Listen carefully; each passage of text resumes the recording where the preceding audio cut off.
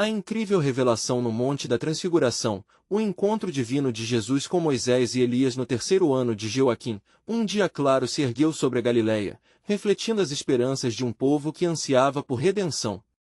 Jesus, o Nazareno, havia realizado milagres que desafiaram a lógica, e suas palavras ecoavam com a força do divino.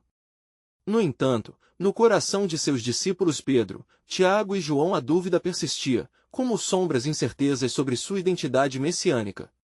Com a beleza do monte ao fundo, Jesus o chamou e decidiu subir a um lugar alto para orar. Ao chegarem ao cume do Monte da Transfiguração, o ambiente que cercava parecia vibrar de uma expectativa silenciosa. Jesus se afastou deles para estar a sós com o Pai, e os discípulos, embora perplexos, permaneceram em vigília, lutando contra suas incertezas. Então, como um clarão repentino, seu semblante começou a brilhar como o sol, e suas roupas tornaram-se brancas, ofuscantes, refletindo a glória de Deus. De repente, a cena transcendeu o que as palavras poderiam capturar.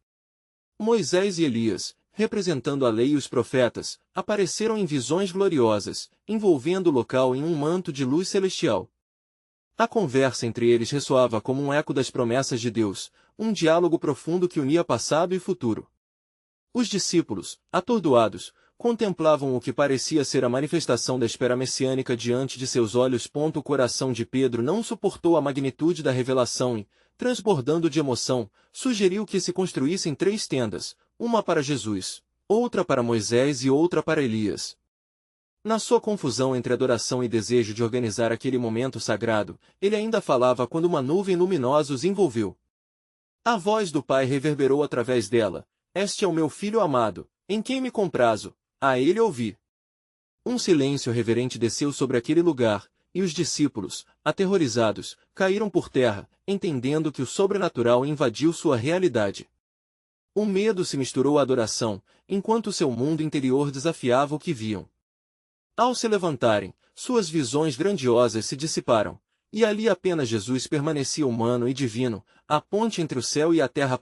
Eles foram tocados pela sua mão e, enquanto as dúvidas e medos lutavam em seus corações, Jesus lhes instruiu a não contar a ninguém sobre o que testemunharam até que o Filho do Homem ressuscitasse dos mortos.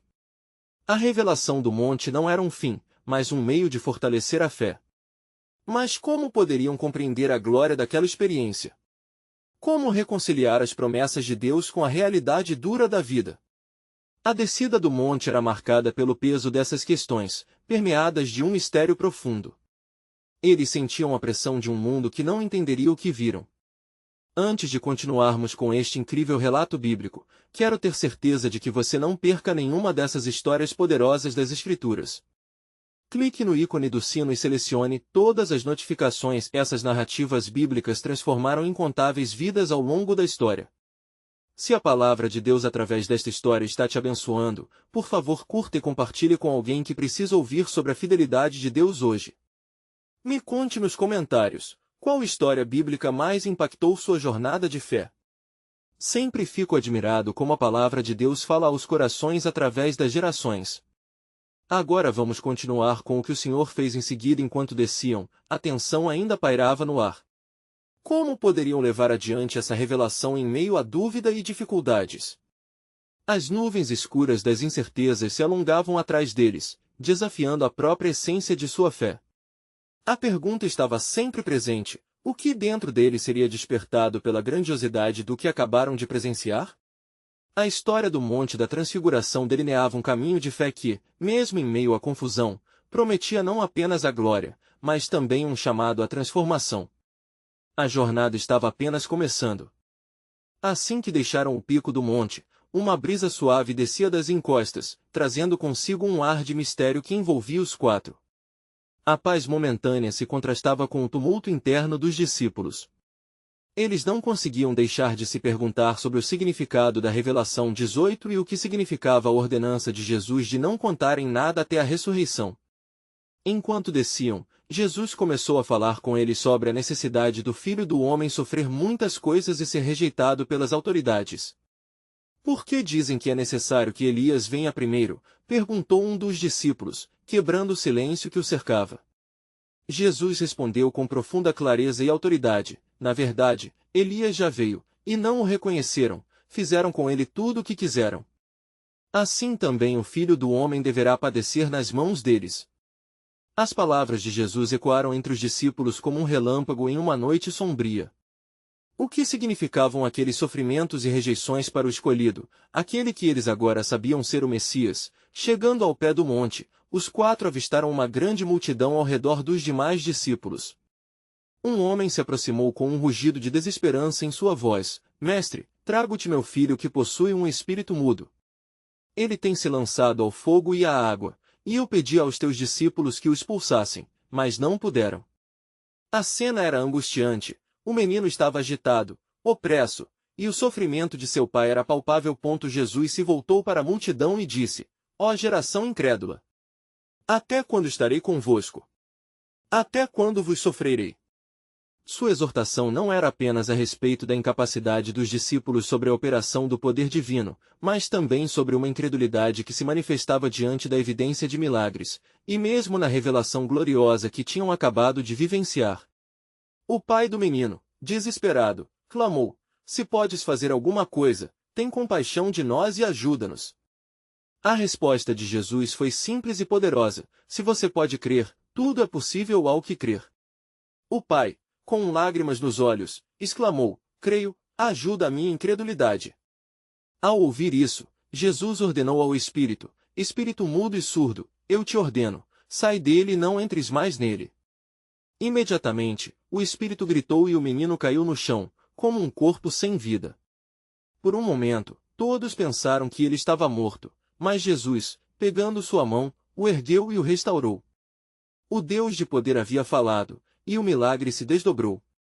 Os discípulos, perplexos, então se aproximaram de Jesus, perguntando em particular: Por que não podemos expulsá-lo? Jesus respondeu: Esta casta não pode sair de modo algum, a não ser pela oração e pelo jejum.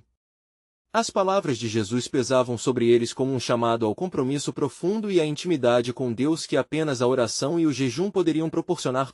Enquanto a multidão se dispersava, Jesus começou a ensinar a seus discípulos novamente sobre a sua paixão, revelando que entregaria sua vida nas mãos dos homens.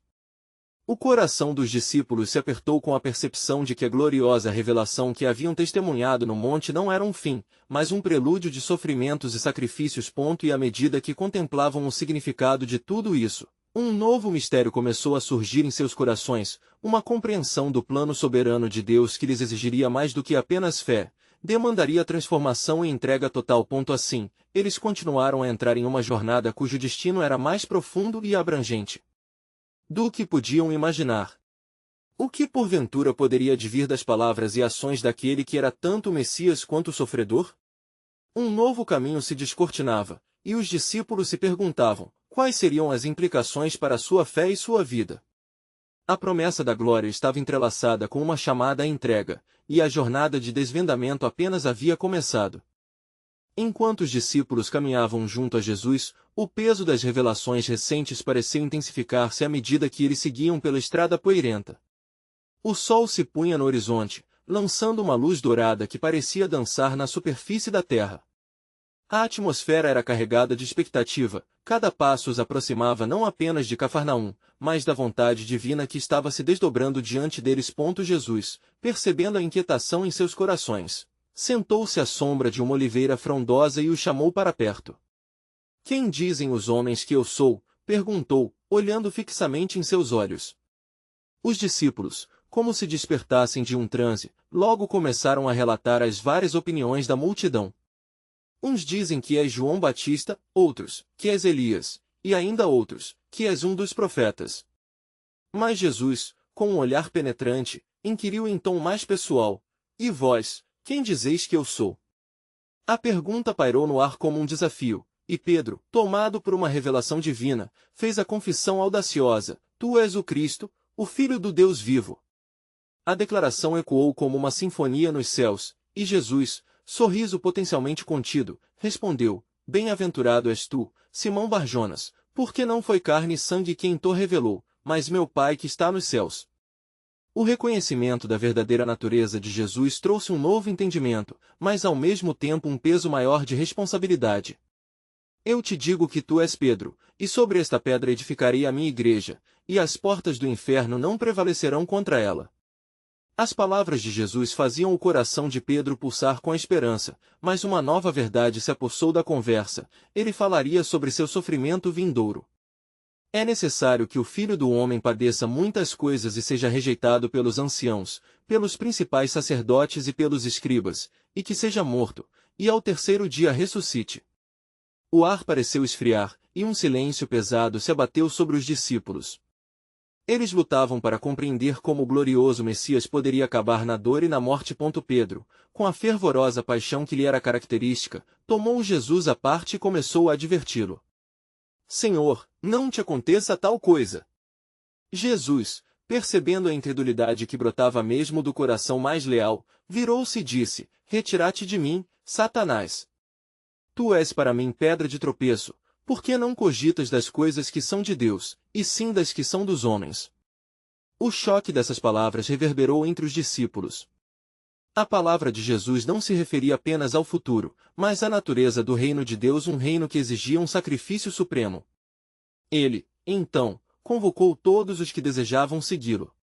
Se alguém quer vir após mim, negue-se a si mesmo, tome a sua cruz e siga-me. Aquilo que os discípulos não podiam entender, receberiam na experiência, e a cruz, o sinal de dor e de entrega, se tornaria o símbolo maior da fé. O peso dessa convocação ressoou nas falanges de suas almas, e a noção de entrega radical tornou-se o novo caminho a seguir. Em um momento de profunda introspecção, algumas perguntas brotaram. Estaria eles prontos para tamanha entrega? Qual seria o custo de segui-lo? E como cada um responderia a essa chamada de amor sacrificial? Enquanto as perguntas pairavam no ar, uma nova revelação iluminou suas mentes, o destino da vida e da morte de Jesus, entrelaçado com a redenção da humanidade. Mas, ainda assim, o que isso significava para cada um deles, em suas lutas e aspirações pessoais?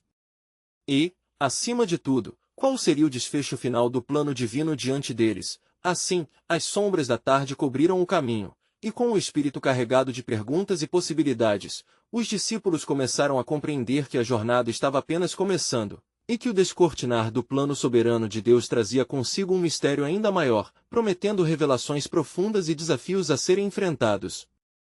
Enquanto a noite envolvia o mundo em um manto de estrelas, Jesus decidiu levar seus discípulos mais próximos a um lugar elevado e solitário. Subamos a um monte alto, instruiu ele, suas palavras carregadas de um propósito misterioso. Ele sabia que o momento de revelar algo sublime estava à frente, um vislumbre do reino de Deus em sua glória plena.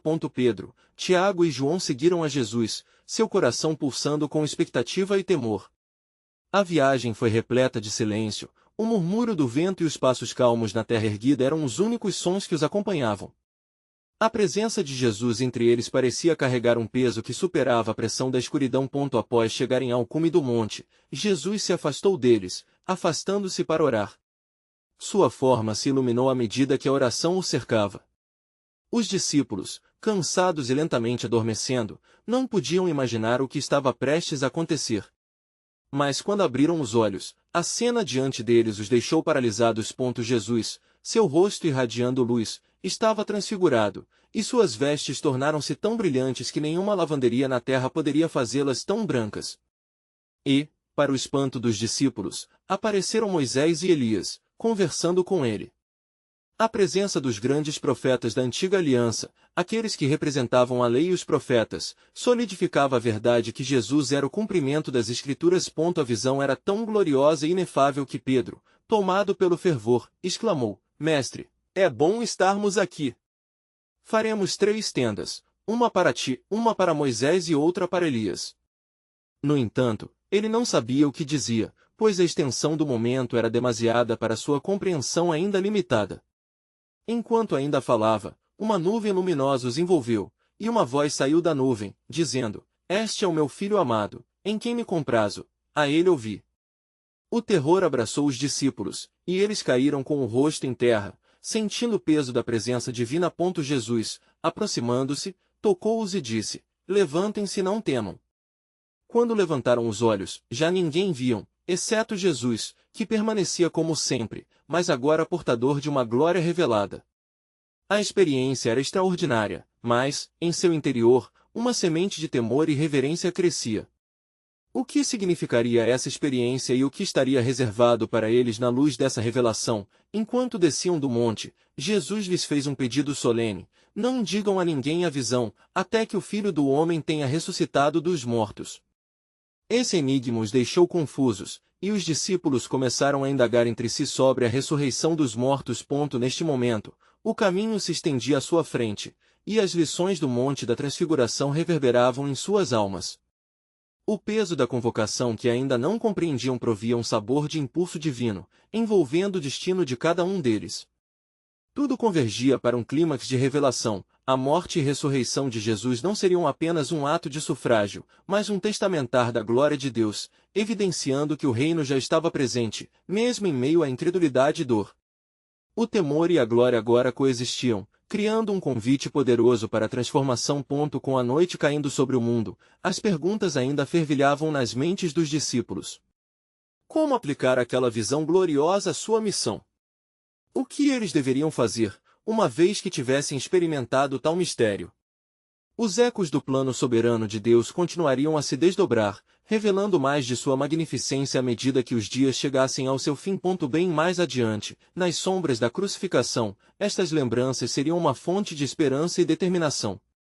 Assim, a expectativa do futuro se interligava às glórias do passado de Deus, e um novo capítulo, ressoando com profundidade divina, estava prestes a ser escrito. Enquanto os discípulos desciam do monte, uma inquietação pulsava dentro deles, como um mistério profundo não totalmente compreendido. As imagens da transfiguração permaneciam em suas mentes, as palavras da voz celestial ecoavam, gerando um anseio crescente. O que significará tudo isso? Ponderava Tiago, os olhos curvados no chão, enquanto caminhavam. Pedro, o mais impetuoso, sentia suas emoções numa tempestade. Ele queria entender, queria se agarrar a cada palavra proferida por Jesus, mas não conseguia escapar da sensação de que algo maior estava prestes a ocorrer. Precisamos contar aos outros. Ele exclamou, quebrando o silêncio. Mas uma respiração silenciosa de João o interrompeu. Ele nos pediu para não dizermos nada. Mas é tão glorioso! Como guardaremos isso em nossos corações, sabendo que a verdade do Senhor se manifesta entre nós? A confusão em seus rostos refletia a incerteza do futuro que se aproximava. O caminho à frente parecia envolto em sombra, mesmo que na ladeira, a luz ainda cintilasse à distância. Enquanto isso, Jesus caminhava à frente, imerso em pensamentos que só ele poderia entender. O peso da redenção, a tristeza da rejeição que se aproximava e a promessa de vida após a morte, tudo pesava em seu ser, à medida que se aproximava do momento da cruz. A glória da transfiguração e seu significado eram, para os discípulos, um alicerce em que eles ainda não podiam firmar os pés. Quando chegaram ao sopé do monte, uma multidão esperava por eles. Um murmúrio crescia entre os presentes, e a expectativa de um milagre pairava no ar. Aquele espírito atormentado, precisamos de Jesus. Ele pode curá-lo! Gritava alguém desesperado.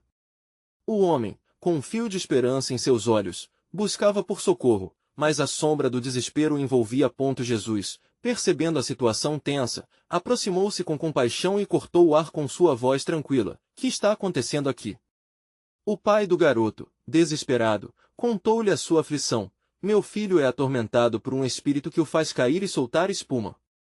Eu o trouxe até os seus discípulos, mas eles não puderam curá-lo. A cena se tornava um contraste entre a glória do monte e a dor que exauria o povo. Jesus olhou para Pedro, Tiago e João, e um profundo pesar encheu seu coração. Ó geração incrédula e perversa! Até quando estarei convosco? Até quando vos sofrerei? Suas palavras eram um lamento pela falta de fé que cercava aqueles que proclamavam seu nome. Mas mesmo diante da frustração humana, a compaixão de Jesus se manifestou. Ele se virava para o menino, que agonizava no chão. Traze-o aqui, pediu o Senhor, e o espírito maligno imediatamente reconheceu sua autoridade. O grito de agonia ecoou do garoto enquanto Jesus ordenava que o espírito maligno saísse dele e não voltasse mais. Um momento de tensão suspensa se seguiu, e o espírito obedeceu, deixando o garoto como morto. O silêncio que se seguiu era palpável. O pai e a multidão estavam paralisados, mas Jesus se inclinou sobre o menino e, tomando-o pela mão, o levantou.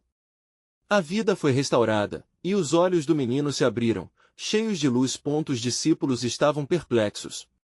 Com a agitação do milagre ainda ecoando, aproximaram-se de Jesus. Por que não conseguimos expulsar aquele espírito? Indagaram, o medo e a dúvida preenchendo seus corações. Jesus, com serenidade, explicou: esta casta não pode sair senão por meio de oração e jejum. Enquanto as lições de fé e de autoridade divina se entrelaçavam nas enseadas de suas mentes, algo dentro deles começava a se agitar, a compreensão de que a transfiguração não era um fim em si mesmo, mas uma preparação para o que estava por vir. E enquanto a multidão se alegrava pela cura e exaltava Jesus, a sombra da cruz se projetava cada vez mais perto. É preciso que o Filho do Homem sofra muitas coisas e seja rejeitado, refletiu Jesus com o olhar fixo no horizonte distante, onde o caminho da redenção ainda aguardava ser cumprido. Ali, no sopé do monte, envolvendo-se em uma dança entre luz e trevas. A missão de Cristo se desenrolava em níveis profundos. O plano soberano de Deus embrenhava-se na história de homens e mulheres, sinalizando um desdobrar do mistério divino que impactaria toda a humanidade. E na mente de cada discípulo, uma pergunta ainda permanecia suspensa: o que mais estava reservado na revelação do reino que se aproximava?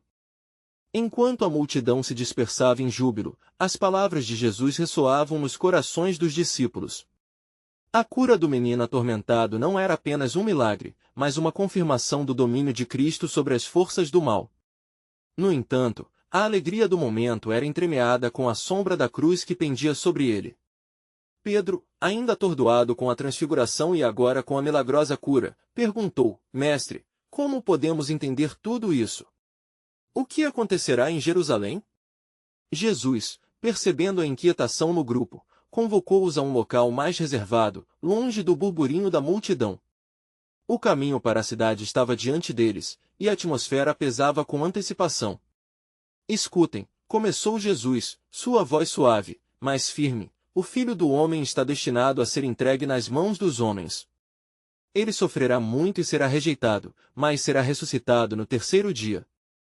O ar ficou pesado enquanto essas palavras caíam sobre eles, fazendo ecoar um misto de incredulidade e temor. Tiago, sentindo a tensão e a inevitabilidade, interveio: Mestre, isso não pode ser. Não permitiremos que isso aconteça. Mas, mesmo enquanto falava, algo dentro de Tiago percebia a verdade desse destino sombrio. João, por sua vez, olhou para Jesus com olhos questionadores, buscando o entendimento que o restante dos discípulos não podia alcançar. Nós tudo deixamos por ti. Como podemos ficar sem ti? Em verdade vos digo, acrescentou Jesus, aquele que não tomar a sua cruz e não me seguir não é digno de mim. Essa revelação cortou o coração dos discípulos, e eles compreenderam que o caminho do discipulado não era apenas de glória e milagres, mas de dor e sacrifício. Enquanto caminhavam em direção à cidade, um pensamento inquietante começava a emergir entre eles.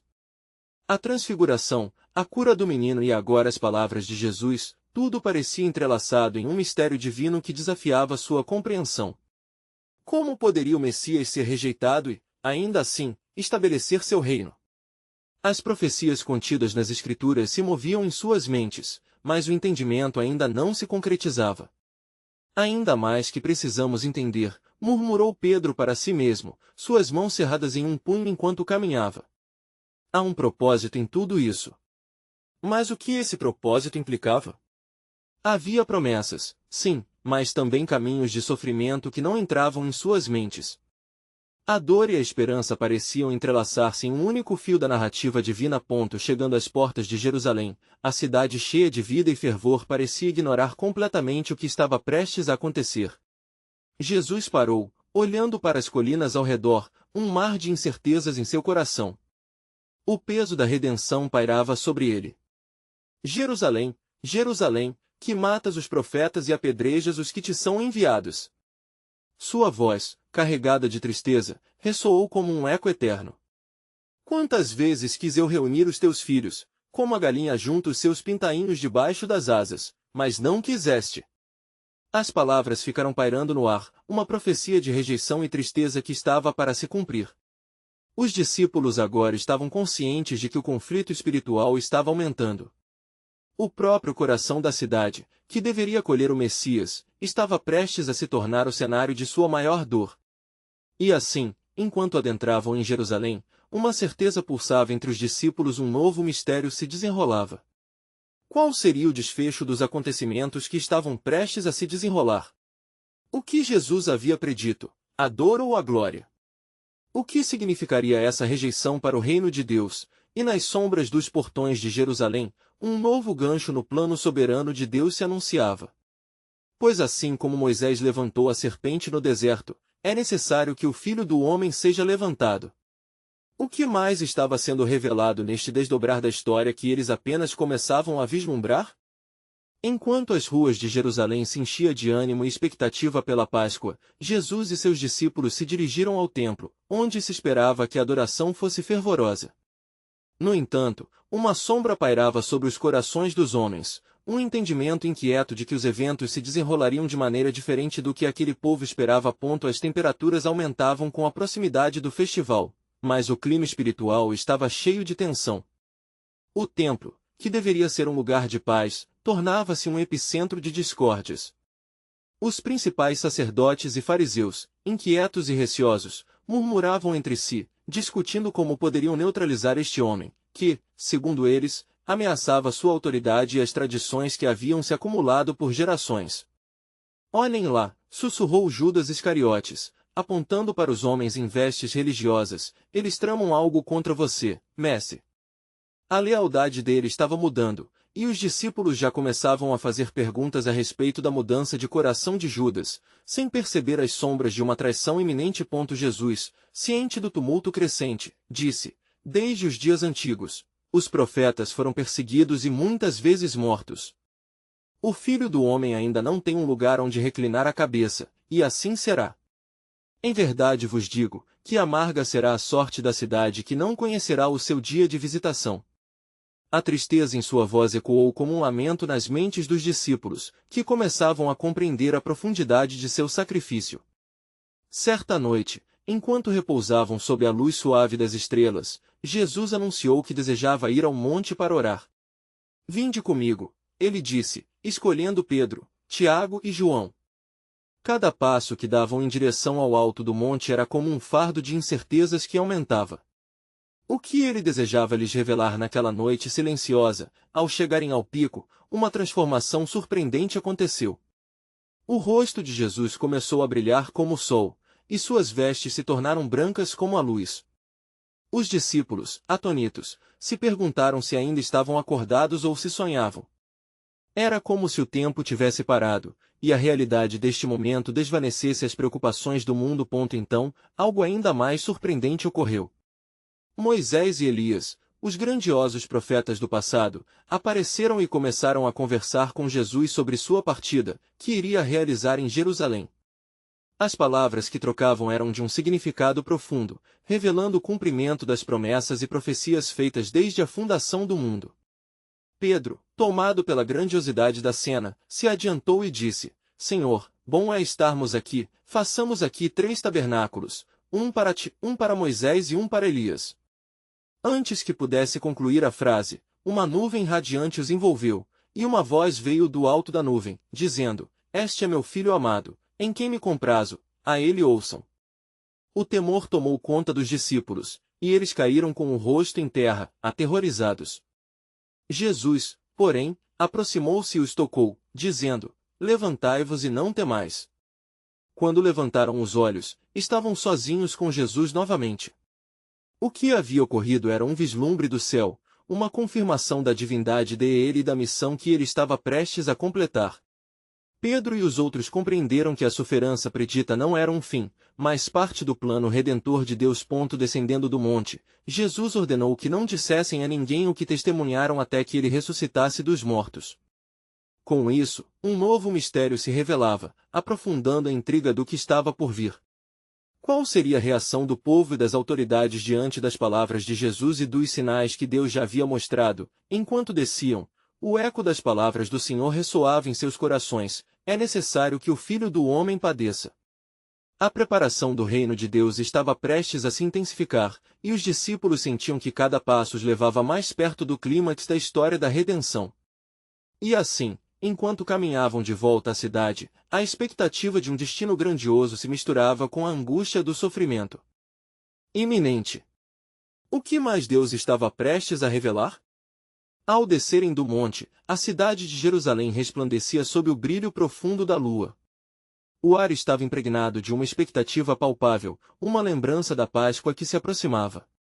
Jesus e os discípulos, porém, estavam imersos em pensamentos de grande peso. A revelação do monte pontuava suas mentes, mas a sobriedade da missão que estavam prestes a enfrentar erguia-se como um monte à sua frente. Ao chegarem às portas da cidade, lembraram-se das palavras de Jesus sobre o padecimento que o aguardava. As sombras da traição que pairavam sobre Judas tornavam-se mais nítidas e a palavra de Jesus sobre o Filho do Homem sendo entregue a homens pecadores ecoou em seus corações. O que seria necessário para que se cumprisse o plano de Deus? Na manhã seguinte, Jesus foi ao templo e começou a ensinar. A multidão se reuniu, e muitos estavam impressionados com sua sabedoria. O conhecimento de Jesus sobre as Escrituras era profundo, e ele falava com autoridade que poucos ousavam contestar. Entre os ouvintes, os fariseus e sacerdotes preparavam os seus estratagemas, prontos para confrontar o galileu. Com que autoridade fazes estas coisas? E quem te deu esta autoridade? Questionaram eles, com corações já decididos sobre a condenação do homem que desafiava suas tradições. Jesus, conhecendo suas intenções e a hipocrisia que permeava seus corações, respondeu com uma pergunta: Eu também vos direi uma coisa, o batismo de João, de onde era? Do céu ou dos homens? Os fariseus se reuniram em sussurros, ponderando. Se respondessem que era do céu, Jesus perguntaria por que não creram nele. Se dissessem que era dos homens, temeriam a reação do povo que via João como profeta. A sabedoria de Jesus os deixou em um silêncio atordoado, pois não podiam confrontá-lo sem se comprometerem. Não sabemos, foi a resposta que finalmente ofereceram. Jesus então disse: Nem eu vos digo com que autoridade faço estas coisas. As palavras de Jesus eram como lâminas afiadas, cortando a hipocrisia que permeava a liderança religiosa. Ele, então, começou a contar-lhes parábolas, revelando verdades profundas sobre o reino de Deus, usando histórias que ecoavam na história de Israel e no coração do povo. A multidão, cada vez mais envolvida, escutava com atenção. No entanto, a fúria dos príncipes dos sacerdotes aumentava. O que fariam agora? Como poderiam calar este homem que falava como quem tinha autoridade, desafiando o status quo e a narrativa que tanto protegiam? Assim, enquanto os tumultos da cidade aumentavam, outra sombra se aproximava de Judas. Uma promessa obscura e traiçoeira começava a florescer em seu coração. A sede de prata ressoava em sua mente, e os 30 denários começavam a se tornar mais sedutores que a verdade de Cristo. O que isso significaria para o plano divino? Por toda Jerusalém, a tensão divertia-se entre a esperança de libertação e as ameaças escondidas. Jesus, percebendo o caminho que se abria à frente dele, estava decidido e firme em sua missão, sabendo que o cumprimento das profecias não era apenas necessário, mas inevitável. O Filho do Homem enfrentaria a traição, a rejeição e o sofrimento, pois era assim que as Escrituras revelavam a redenção da humanidade. O que mais Deus estava prestes a revelar em sua soberania? O que acontecerá quando a luz do mundo encontrar as trevas mais profundas do coração humano? As perguntas nasciam, e a trama divina continuava a se desenrolar, enquanto a cidade se preparava para um tumulto sem igual. Enquanto a luz do dia se erguia sobre Jerusalém, imersa na turbulência dos corações e nas tramas dos homens, Jesus seguiu firme em sua jornada. As vozes da multidão ecoavam em seus ouvidos, ora exaltando, ora duvidando, mas ele permanecia centrado em sua missão divina. A profecia de Isaías ressoava em sua mente: ele foi desprezado e rejeitado entre os homens, homem de dores, e que sabe o que é padecer. Isaías 53:3. Ao se dirigir ao coração da cidade, Jesus avistou uma mulher de olhos aguçados que o observava com expectativa. Era uma viúva que há muito aguardava um sinal de esperança. Seu olhar refletia tanto anseio quanto dor, e através de suas lágrimas, Jesus a despertou com um olhar profundo, como se dissesse: Não temas, a redenção está próxima. Os discípulos, cautelosos e ansiosos, notaram a tensão crescente nos rostos dos fariseus e sacerdotes. Era como se uma tempestade se aproximasse, e cada passo que davam em direção ao templo estava carregado de firmeza e resolução. Jesus voltou-se, então, para seus discípulos e lhes disse: cuidado com o fermento dos fariseus, que é a hipocrisia. Lucas 12:1. Com isso, alertava sobre a corrupção que se alojava nas vestes religiosas de sua nação. De repente, um homem da multidão trouxe à tona um questionamento desafiador: Mestre, dize-nos, é lícito pagar tributo a César ou não? A armadilha estava armada, e os olhos dos fariseus esperavam ansiosamente pela resposta. Jesus, com toda a sabedoria divina, tomou uma moeda, mostrando-a ao povo. De quem é esta imagem e esta inscrição? Perguntou ele. De César, responderam. Então, dai a César o que é de César e a Deus o que é de Deus. Mateus 22:21. As palavras de Jesus deixaram os adversários sem resposta, e a multidão se maravilhou, reconhecendo mais uma vez o poder de sua autoridade. Entretanto, mesmo entre os discípulos, a inquietação aumentava. Judas, em meio às multidões, ponderava sobre o valor que poderia obter pela traição. A sombra da conquista material tornou-se uma serpente sutil a sussurrar em seu coração. Só 30 denários, murmurava ele para si mesmo, enquanto buscava encontrar seu próprio caminho, cegando-se para a luz que estava diante de seus olhos. Dias se passaram e a tensão continuava a aumentar. As palavras que Jesus proferira voltavam à mente dos discípulos como ecos inquietantes de revelações divinas. Os ensinos sobre o reino de Deus estavam se aglutinando em suas almas, mas a traição e a sequência de eventos que se aproximavam ameaçavam sobrepujar a esperança. Jesus, percebendo a dureza do coração de Judas, indagou-o em particular: amigo, por que vieste? Mateus 26:50. Olhando nos olhos dele, Jesus não via apenas um traidor, mas uma alma perdida na escuridão do seu próprio desejo. O peso inerente do plano divino começava a se materializar. Como as sombras da noite não podiam apagar o brilho da luz, assim também o desígnio de Deus não podia ser frustrado. Enquanto isso, em segredo, as autoridades religiosas tramavam um plano ainda mais nefasto. Se o deixarmos assim, todos acreditarão nele, e virão os romanos e destruirão tanto o lugar santo como a nação. João 11:48.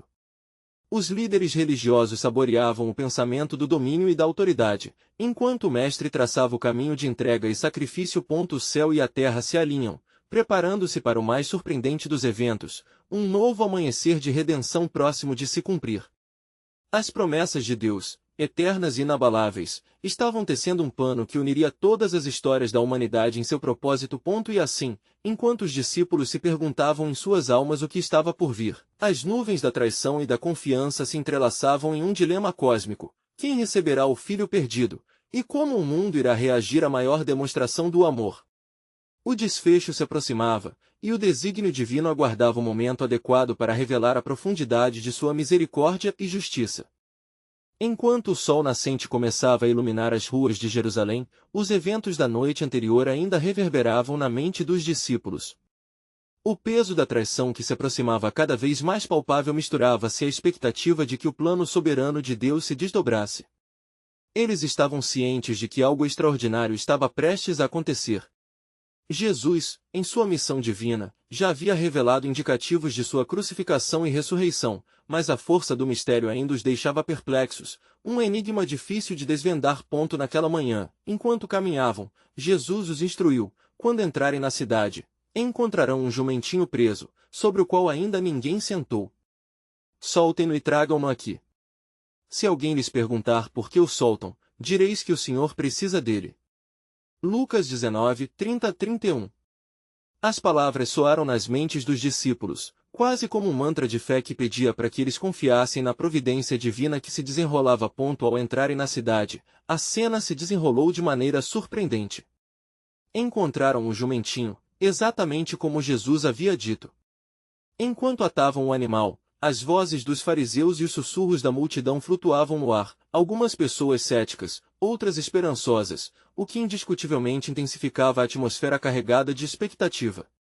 Uma multidão começava a se reunir, atraída pela aura magnética de Jesus. Quando retornaram, levaram o jumentinho até Jesus. Ele montou e, ao entrar em Jerusalém, um espetáculo de aclamação começou. Hosana! Bendito o que vem em nome do Senhor! Mateus 21h09, clamavam as pessoas, estendendo suas vestes e ramos de palmeiras no caminho. As vozes se misturavam com um som quase celestial, uma celebração que, ao mesmo tempo, transparecia uma esperança genuína e uma ignorância profunda do iminente sofrimento que estava por vir. Enquanto a cidade se agitava, vendo o rei montar em um jumentinho ao invés de um cavalo imponente, os príncipes dos sacerdotes e os escribas começaram a se inquietar.